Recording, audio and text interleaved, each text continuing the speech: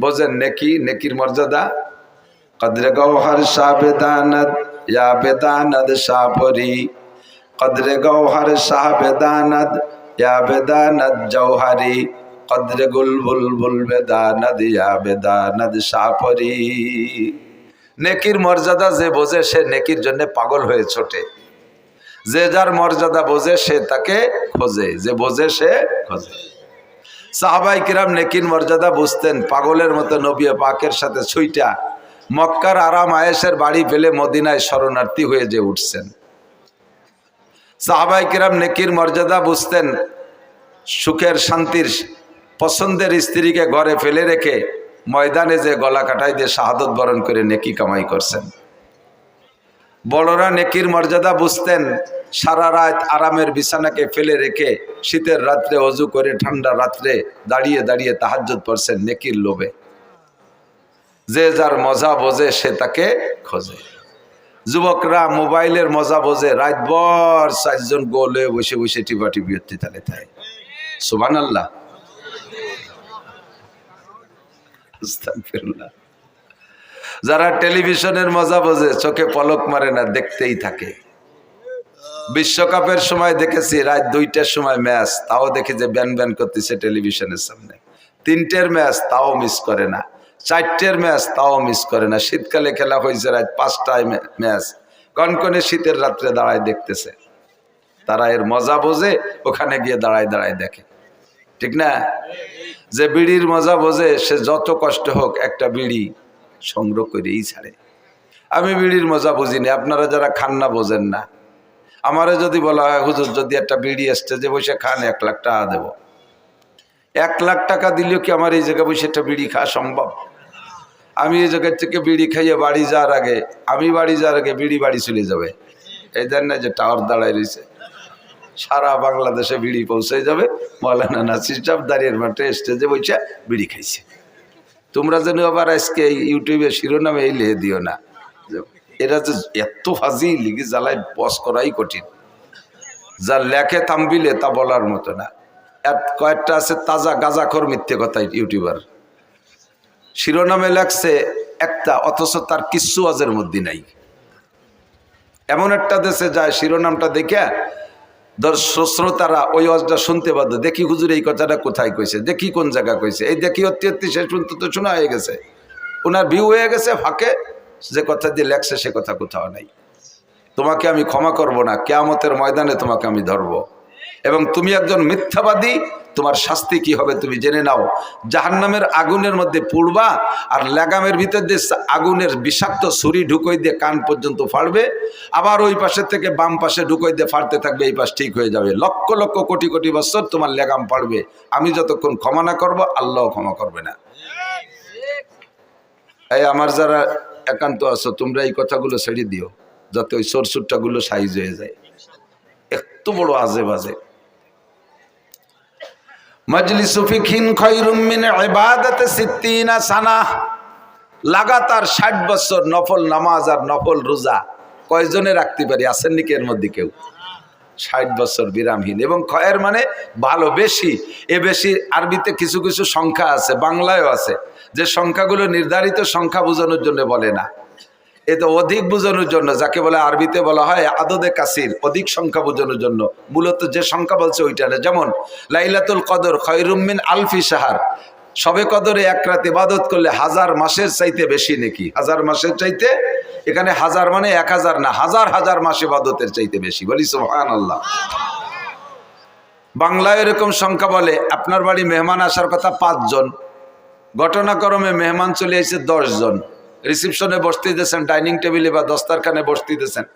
ঘরের থেকে মহিলা বলতেছে তাড়াতাড়ি পুরুষকে খাওয়াই বিদায় দেন, মহিলারাও আছে তাকে খাওয়াতে হবে। আপনি একবার ঘরে যান, একবার ওই জায়গায় আসেন, একবার ঘরে যান, একবার ওই জায়গায়। জগ গিলাস থাল প্লেট কিচ্ছু আনেন না। মহিলা কাছে তাড়াতাড়ি খাওয়াই দেন, দিয়ে আমাকে ঝামেলা আছে। আরে কি কচু খাবো, 14-20 মেহমান আইছে, 14-20 মানুষ আছে। 14-20 কয়জন হয়? 280 জন না? তে জায়গা কি 14-20 কওয়া উদ্দেশ্য নাকি? তার মানে সীমা লঙ্ঘন করছে, বেশি আইছে, পরিমাণের চাইতে বেশি আছে, একে বলে আদদে কাসির। আল্লাহ পাক রব্বুল আলামিন এবং নবী আলাইহিস সালাম এরকম শব্দ সংখ্যার দিক দিয়ে ব্যবহার করেন। খায়রুম মিন ইবাদাতি সিত্তিনা সানা, একটা মাসালা শুনলে শিখলে 60 বছর নফল নামাজ ও রোজার চাইতে বেশি নাকি, বলেন সুবহানাল্লাহ। আল্লাহ, আমার এই জায়গায় একটু কনফিউশন ছিল, একটু অভিযোগ ছিল যে 60 বছর নফল নামাজ আর রোজা কত বিশাল নাকি, একটা মাসালার দাম তার চেয়ে বেশি হবে কেন, এরকম কি মাসালা আছে? তো পরে খুঁজে পেলাম অবশ্যই এরকম মাসালা আছে। ভালো করে বোঝেন, কিয়ামতের ময়দানে আল্লাহর কসম, উলামায়ে কিরাম সাক্ষী, কোন পাবলিককে আল্লাহ জিজ্ঞেস করবে না তাহাজ্জুদ পড়েছো, ইশরাক পড়েছো, আওয়াবিন পড়েছো, সাহস পড়েছো, শবে বরাতে নফল নামাজ পড়েছো, শবে কদরে নফল নামাজ পড়ছো, আইএমবিজের নফল রোজা রাখছো, শবে বরাতে রোজা রাখছো, মুহররমের নফল রোজা রাখছো, কোন নফল ইবাদত সম্পর্কে কাউকে জিজ্ঞাসা করা হবে না, কিন্তু কিয়ামতের ময়দানে ফরজ সম্পর্কে জিজ্ঞাসিত হবেন। আউয়ালু মা ইউহাসাবু বিহিল আবদু ইয়াউমাল কিয়ামাতিস সালাহ, হাসরের মাঠে সর্বপ্রথম জিজ্ঞাসা হবে নামাজ সংক্রান্ত মুসলমানের কাছে। কাফেরদের কাছে কিচ্ছু জিজ্ঞাসা করা হবে না। হিন্দু, বৌদ্ধ, খ্রিস্টান, ইহুদ, নাসারা, নাস্তিক, মুরতাদ, বেঈমান যারা আছে তাদের কাছে নামাজ, রোজা, হজ, যাকাত, ফরজ, ওয়াজিব, সুন্নাত, মুস্তাহাব কিচ্ছু জিজ্ঞাসা করা হবে না। ওরা প্রথম চান্সেই ফেল হয়ে যাবে। ফি নারি জাহান্নামা খালিদিনা ফিহা আবাদা, ওরা বিনা হিসাবে জাহান্নামী। বাকি মুসলমান যারা থাকবে এদেরকে আল্লাহ পাক রব্বুল আলামিন 4টি প্রশ্নের জবাব না দিয়ে এক কদম বাড়তে দিবেন না। আনা উমরিহি ফিমা আফনা, 70-80 বছরের হায়াত কিভাবে কাটাইছো কইয়া যাও। কারাহা বা খলকিয়ারি জুমলা রাস বা খোদা তাসবির হিলা কায়রাওয়াস। ও মুরব্বী, তোমার দুনিয়ার কোনো কাজ পরিপাটিতে অভাব ছিল না। বাঙ্গার বাজারে কাপড়ের ব্যবসা করছো 80 বছরে বুড়ো, তোমার কাপড়ের শোকেস গুলো কি সুন্দর সাজানো ছিল, তোমার ঘরটা কত সাজানো ছিল। বৃদ্ধ বয়সও মার দিয়া ছাড়া কাপড় পরতে না, আয়রন করা ছাড়া, ইস্ত্রি করা ছাড়া কাপড় পরতে না, ময়লা কাপড় পরতে না, লুঙ্গি পর্যন্ত আয়রন করে পরতে, কাঁথা কাপড় ধোয়া মোছা পরিষ্কার ছিল, থালাবাটি পরিষ্কার ছিল, শোকেসের ভিতরে সব মালামালগুলো সুসজ্জিত ছিল। তোমার নামাজটা কেমন সজ্জিত, তোমার ফরজ ওয়াজিব সুন্নতের সাজ কেমন ছিল, কোরআনে কারীম কেমন তিলাওয়াত করতে পেরেছো। তুমি ইংলিশ পত্রিকাগুলো পড়তে, আরবি পত্রিকা পড়া শেখো নাই কেন? আরবি পত্রিকা কোরআনে কারীম, আরবি পত্রিকা হাদিসে নববী, এগুলো পড়া শেখো নাই কেন? এই সব বিষয়ে আপনাকে 70 বছরের জিন্দেগির হিসাব দেওয়া লাগবে কি লাগবে না? আজকে কি বার গেল? মঙ্গলবার। একটু একটু বোঝার জন্য বলছি আমার দিক। আজকে মঙ্গলবার গেল। গত মঙ্গলবার সকালবেলা কে কি খাইছেন সত্য কথা বললে আমার মনে হয় তাড়াতাড়ি কেউ কইতে পারবেন না। কতক্ষণ? 1 সপ্তাহ আগে মঙ্গলবারের সকালে কি খাইছি তাই মনে নাই। 70 বছরের জিন্দেগিতে লম্বা একটা পথ অতিক্রম করে চলে আসছি। কোথায় ভিড় ছিল, কোথায় খাচ্ছিল, কোথায় গর্ত ছিল, কোথায় কার সাথে ধাক্কা খাইছি কিছু আমার মনে নাই। যৌবনের ভিতরে অনেক অন্যায় অপরাধ করেছি, অর্থনীতির মধ্যে অন্যায় করেছি, সমাজ রীতির মধ্যে অন্যায় করেছি, বিচার আচারের মধ্যে অন্যায় করেছি, পরিবার পরিজনকে পরিচালনার ক্ষেত্রে হাজারো অন্যায় করেছি। 70 বছরের হিসাব কেউ দিতে পারবো না। একটা হিসাবই 70 বছরের দিতে পারবো না। যদি আপনাকে 3 নম্বর প্রশ্নটা করা হয়, আনমালিগি, জীবন ভরে কত টাকা কে ইনকাম করছেন, গোটা জিন্দেগির আয়ের একটা অডিট যদি আমাকে করা হয়, মিয়া মৌলানা নাসির সারা জীবনে কত টাকা ইনকাম করছো হিসাব দাও, আমার মনে হয় একজনও কইতে পারবেন না। কতক্ষণ? আনুমরিহি ফিমা আফনা, গোটা জিন্দেগির হিসাব দিয়ে দাও। 2 নম্বরে আন শাবাবিহি ফিমা আবলা, যৌবনকাল কিভাবে অতিবাহিত করেছো বলে যাও। এই গোটা জিন্দেগির মধ্যে ভেরি ভেরি ইম্পর্টেন্ট টাইম হলো যৌবনকাল।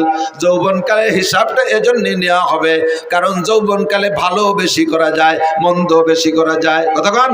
যৌবনকালে রাত 2টা 3টের সেই ফুটবল খেলার ম্যাচ সারা রাত দাঁড়িয়ে দাঁড়িয়ে যেমন দেখা যায়, ইচ্ছা করলে তেমনই যৌবনকালে শেষ রাত্রে উইটা ঠান্ডা পানি দেওয়া যোগ যেটা প্রয়োজন আদায় করে রাতের বাকি অংশ দাঁড়ায় দাঁড়ায় তাহাজ্জুদ পড়া যায়। যৌবনকালে ইচ্ছা করলে বাইসাইকেল চালায় কাশিয়ানির ওড়াকান্দি ঠাকুর বাড়ি যাওয়া যায়। যৌবনকালে ইচ্ছা করলে ভাঙ্গার থেকে বাইসাইকেল চালাইয়া ইস্তেমার ময়দানে যাওয়া যায়, সরমুনের ময়দানে যাওয়া যায়। যৌবনকালে ইচ্ছা করলে প্রত্যেক সপ্তাহে হিন্দুদের সাথে দূর সফরে যে একটা পূজা পাঠে অংশগ্রহণ করা যায়। যৌবনকালে ইচ্ছা করলে প্রত্যেক মাসে মুফতি আব্দুল গফফার সাহেবের কি বলা হয় নগরকান্দা ইসলাহি মজলিসে অংশগ্রহণ করা যায়। কথা বলেন যায় কি যায় না? যৌবনকালে অন্যায়ও বেশি করা যায়, ন্যায়ও বেশি করা যায়। এই যৌবনকালটা হলো জীবনের মূল সময়, মূল্যবান সময়।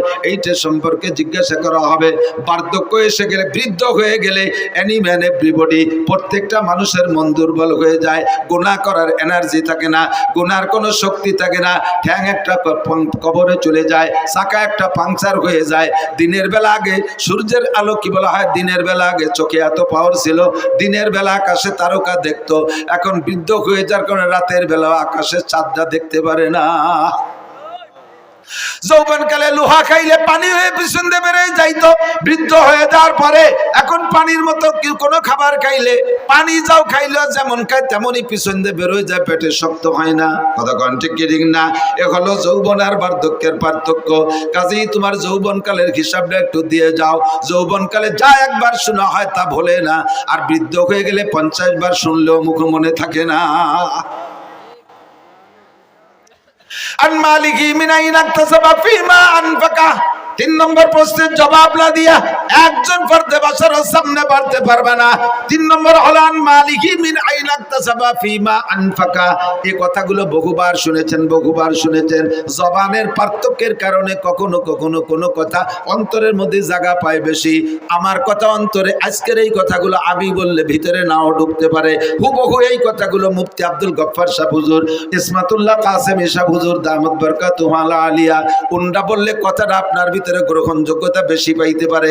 বড় মানুষে কথা বলছে, আবার আমাদের থেকে ছোটরা কথাগুলো শোনায় গেছে, আপনি গুরুত্ব দেন নাই। হয়তোবা আমার মুখের কথাটা আপনার মধ্যে হিট করতে পারে, এই জন্য পুনরাবৃত্তি করি। আল্লাহ বলেন ওয়াযাক্কির ফা ইন্নাদ যিকরা তানফাউল মুমিনিন। একই কথা বারবার বলো, কালকের কথাটা অন্তরে ঢোকে নাই, আজকেরটা অন্তরে ঢুকে বসতে পারে। 3 নম্বর ইমিগ্রেশন কিয়ামতের ময়দানে 3 নম্বর প্রশ্ন, আন মালিহি, মাল সম্পর্কে জিজ্ঞাসিত হবেন। মাল সম্পর্কে জিজ্ঞাসিত হবেন, কে কোত্থেকে কত টাকা ইনকাম করছো, জবাব দিয়ে যাও। মাল সম্পর্কে 2টি জিজ্ঞাসা, ফিমা আনফাকা মিন আইনা ইকতাসাবা ওয়া ফিমা আনফাকা, মাল কোত্থেকে কামাই করছো বলে যাও, আর কোথায় খরচ করছো বলে যাও। উভয়টাই আমার কাছে বলতে হবে। ইনকাম ভালো কিন্তু খরচ ভালো না, এটাও অন্যায়। আবার ইনকাম খারাপ কিন্তু খরচ ভালো, এটাও আল্লাহর কাছে গ্রহণযোগ্যতা পাবে না। কথা বলেন ঠিক কি ঠিক না? জিজ্ঞেস করছে, এই আব্দুল মালিক, তোমার ইনকামের অবস্থা কি বলো, আয় ব্যয় উভয়টাই বলো। আল্লাহ ব্যয়ের কথা পরে কই, আয়ডা শুনলি তুমি ব্যয় শুনতে চাবা না। আমার ইনকাম আজীব। বলো কিভাবে?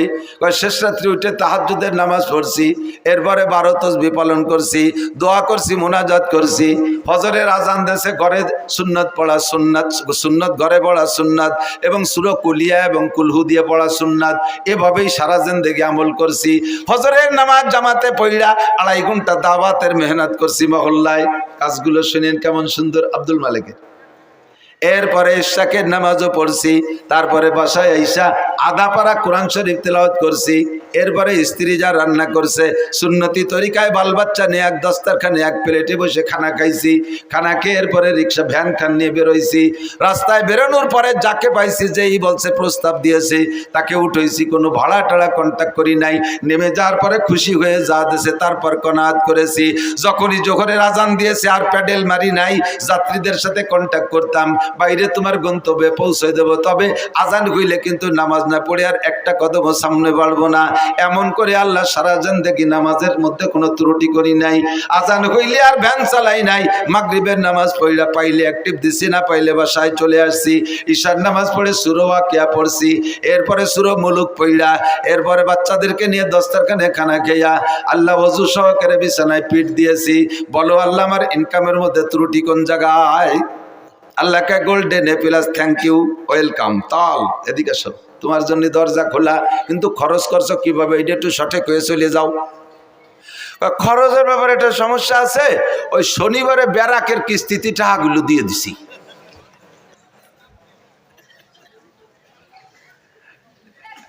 বাংলায় কয় একে পাদে আগা সারা। বাংলা বোঝেন? মাঝে মাঝে রাত তো বেশি হয়ে গেছে, একটু রস না দিলে অনেকের ঘুম এসে যায়। আমাকে ওই পাশে নড়াইল জেলার একটা থানা আছে নড়াগাতি, আর বলবো না পরিচয়, আবার এই নড়াগাতিরাই শুনবেন আবার ইউটিউবে।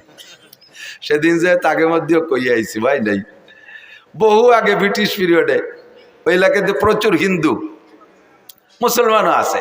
তো হিন্দু মুসলমান যুবকরা বিকেলবেলা ওখানে একটা জায়গা আছে, একটা স্পট, বসে বসে খোঁজ গল্প করে, এই খেলাধুলা করে, আনন্দ ফুর্তি করে। তো ফাজলেমি করে দুইজনে বাই ছাড়াছাড়ি ফাল্লা লাগছে, একজনে একটা দেয় আর একজনে একটা দেয়, একজনে একটা দেয় আর একজনে একটা দেয়। আর আজকে তো আর আনরেডি, অপ্রস্তুত ভাবে বেশি একটা সুবিধা হতে পারে না। এখন ওই জায়গায় দুইজনের পাল্লা হয়েছে, আগামী শনিবারে এই জায়গা বাই ছাড়িয়ে পাল্লা, যে যেভাবে পারো রেডি হয়ে আসবা। এই আটে কাড়াও দেশে ডেরা পিঠে যে অমুক জায়গায় এই হবে, কি কোয়ার মতো জিনিস। জীবনে ঘোড়া দাবর দেখছে, আড়িয়ে নাড়ই দেখছে, কত খেলা দেখছে, কিন্তু এত আর কেউ শোনে নাই কোনোদিন। এ শুনে দর্শক হয়েছে সেই হারে, মাঠ ভরে গেছে দুইজনে দুই চেয়ারে। তো মুসলমান যেটা সে যাই প্রত্যেকেই রেডি হয়েছে যাতে গ্যাস বেশি হয় পেটে। তো মুসলমান যেটা সেটা যাইয়ে খাইছে যত আদা চাবাইনে সুলা বাদাম এক চাবানিতে গিলে ফেলাইছে, ভালো হয়ে ফেসে খাই নেই। আর ও যেভাবে পারছে রেডি হয়েছে। আর আইসে দুইজনে দুই চেয়ারে বসা লোক তো দেখতেছে, হিন্দুটা আইসে মুসলমানটার মুখির উপরে একটা মারি দিয়ে চলে গেছে। শর্ত হলে মুহি মারতে হবে। ও তিনটে মারিয়ে দিয়ে গেছে, মুসলমান একটাও মারে না। এখন প্রায় তকবির শুরু হয়ে যাবে হিন্দুর পক্ষে, জয় জয়। এর মধ্যে কইতেছে বসো এবার আমি হবে। ও যাইয়া কাপড় সরাই ওর মুহি মারিয়ে দিয়েছে, আউলাখের একেবারে যত সোলার কাঁচা বাদাম সব বার হয়ে গেছে একবারে। এর নাম হলো আয়ে পাতে আগা ছাড়া।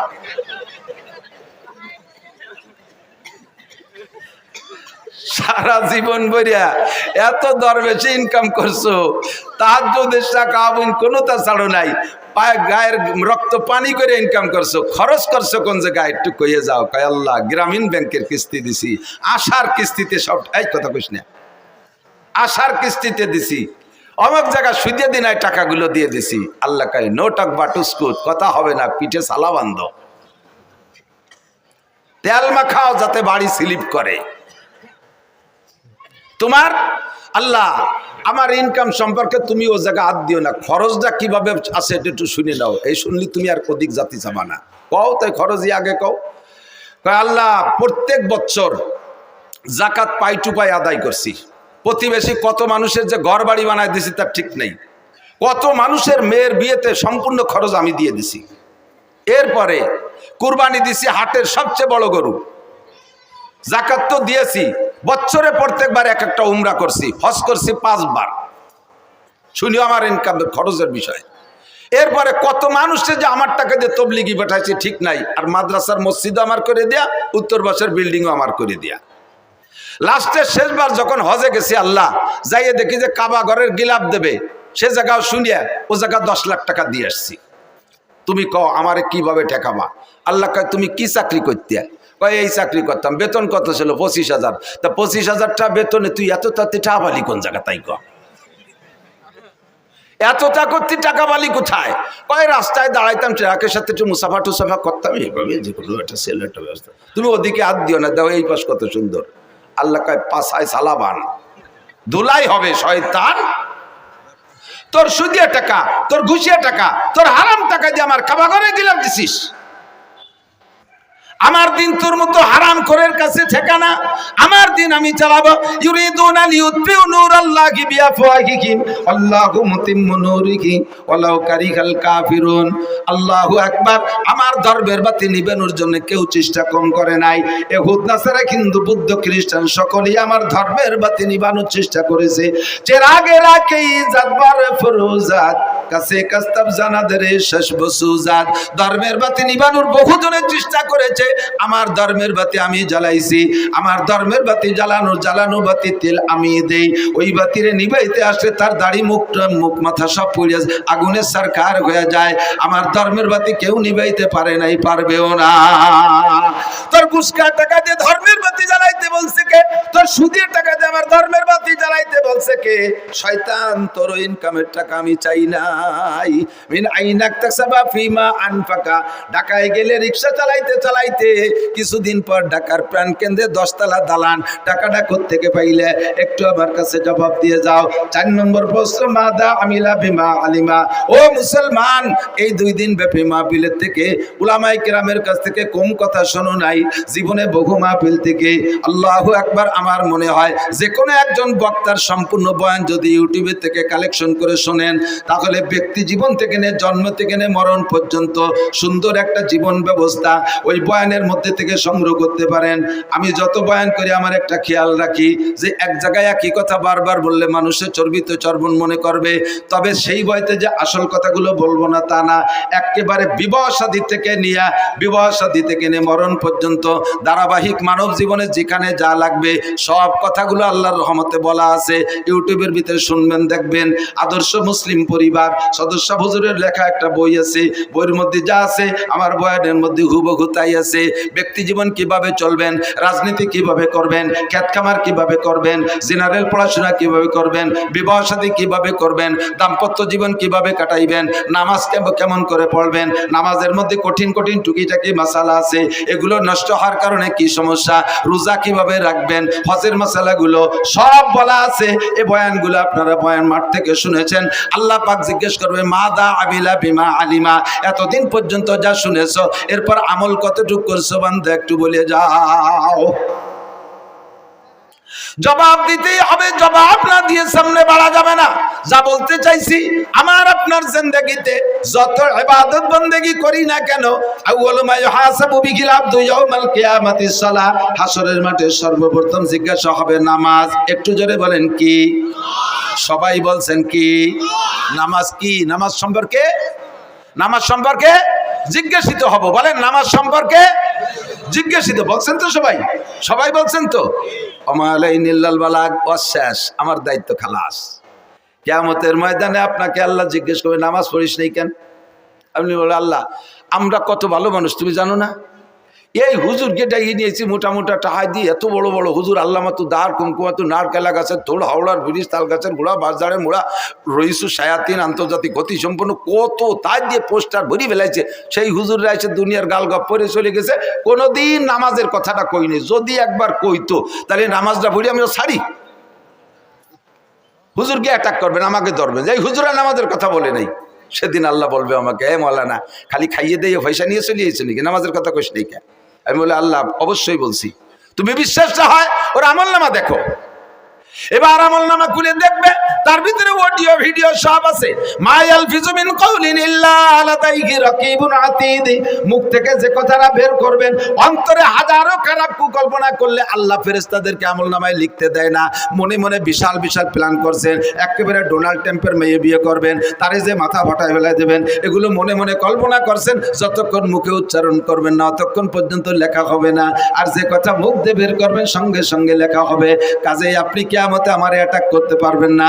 আমি সবাই রেদে বলাই দিছি, মুখ দিয়ে বলে ফেলাইছেন, আপনার আমল নামায় লেখা হয়ে গেছে। কিয়ামতের মাঠে সর্বপ্রথম জিজ্ঞাসা হবে নামাজ। নামাজের প্রশ্নে যে জবাব দিয়ে পার হয়ে যেতে পারবে, ওর কোনো জায়গায় কোনো ঠেক হবে না। নামাজের কারণে সব জায়গায় আল্লাহ তারে পার করে দেবে। কেন দেবে? নামাজের কারণে কেন তারে সব জায়গা পার করে দেবে? আল্লাহ পাক বলেন, নামাজ যে ব্যক্তি সঠিকভাবে পড়ে সে কোনো অন্যায় করে না। ইন্নাস সালাতা তানহা আনিল ফাহশাই ওয়াল মুনকার ওয়ালা যিকরুল্লাহি আকবার। নামাজ এমন একটা তাবিজ, নামাজ এমন একটা ক্যাপসুল, নামাজ এমন একটা ইনজেকশন, এই নামাজ এমন একটা টিকা, ওই টিকাটা লাগাইলে আর কোনো রোগ হয় না। দেখবেন মাঝে মাঝে পোলাপানের টিকা দেয় না? টিকা দেওয়ার অবস্থা মনে আছে নাকি? টিকা দেওয়ার সিস্টেম কি? যে বাড়ি টিকা দেবে ওই বাড়ির সামনে বড় একটা ব্যানার টানায়, আছে না? আগে মাইকিং করে দেয়, অমুক মহিলা মেম্বারের বাড়ি টিকা দেওয়া হবে, অমুক ওয়ার্ড চেয়ারম্যানের বাড়ি টিকা দেওয়া হবে, অমুক মেম্বারের বাড়ি টিকা দেওয়া হবে। এইভাবে মাইকিং করে যায়। এরপরে যেদিন টিকা দেয় দেখবেন সেদিন বাড়ির সামনে একটা হলুদ ব্যানার টানানো থাকে। ওই হলুদ ব্যানারের ভিতরে কি কি আছে তা কি মনে আছে? দেখবেন হলুদ ব্যানারের মধ্যে গোল একটা বৃত্ত আছে। বৃত্তের মাঝখানে ছোট্ট একটা বাচ্চার ছবি আছে।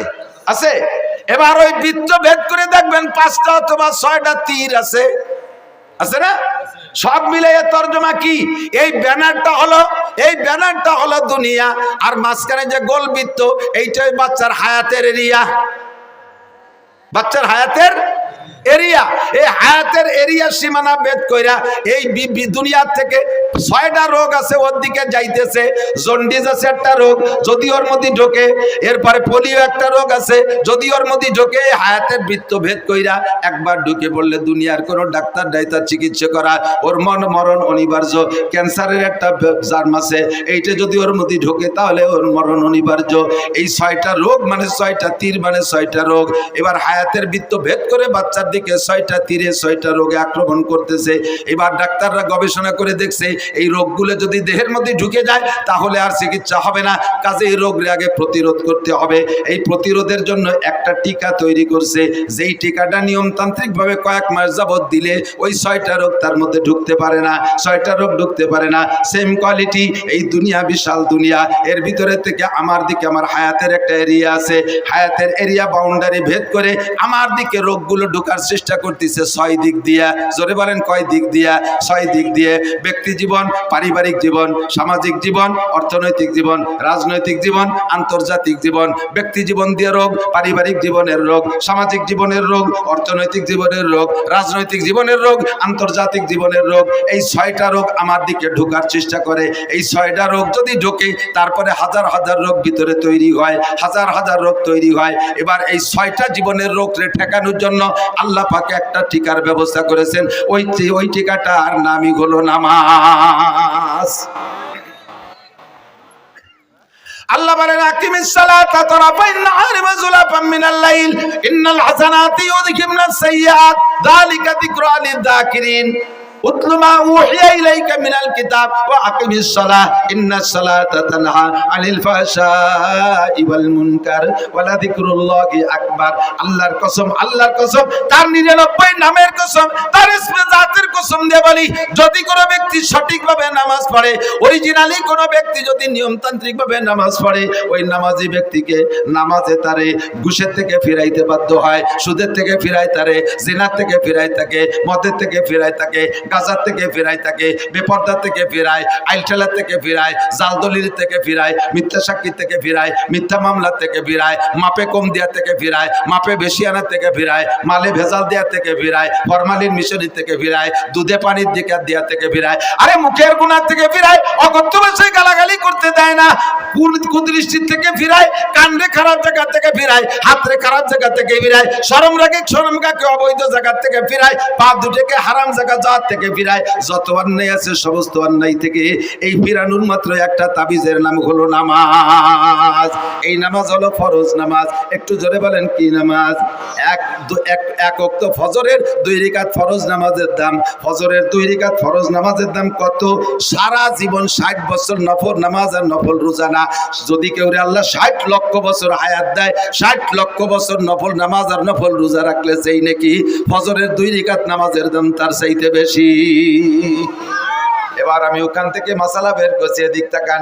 একটা মশালার দাম 60 বছর নফল নামাজ ও রোজার চাইতে বেশি কেন? কারণ নফল তো সারা জীবনের নফলের দাম ফরজের সমান হবে না। আবার বহু মুসলমান আছে যাদের একটা মশালা না জানা থাকার কারণে, ছোট্ট পিন সাইজের একটা মশালা না জানা থাকার কারণে জিন্দেগির বহুত ফরজ নামাজ নষ্ট হয়ে গেছে। আমার দিক জিন্দেগির বহুত ফরজ নামাজ নষ্ট হয়ে গেছে। ভেরি ভেরি ইম্পর্টেন্ট একটা মশালা আপনাদের জন্য আমি সংগ্রহ করছি। এই মশালাটার দাম আপনি নিজেই জবাব দেবেন। ওই মশালাটা না হওয়ার কারণে, সঠিক না জানা থাকার কারণে ফরজ নামাজ নষ্ট হয়েছে। আর 2 রাকাত ফরজ নামাজের দাম 60 লক্ষ বছর নফল নামাজের চাইতে বেশি। কথা বলুন ঠিক কি ঠিক না? এবার সেই মশালাটা কি মশালা? আপনি ইমামের পিছনে নামাজ পড়েন। আমি তো একটা দাড়ি যখন গজাইছে, নিতান্ত গরিব বাপের ছেলে ছিলাম আমি। এখনো পর্যন্ত আমার আব্বার রেখে যাওয়া যা আছে তার থেকে 1 ইঞ্চি জমিও আমি ভাগে পাইনি।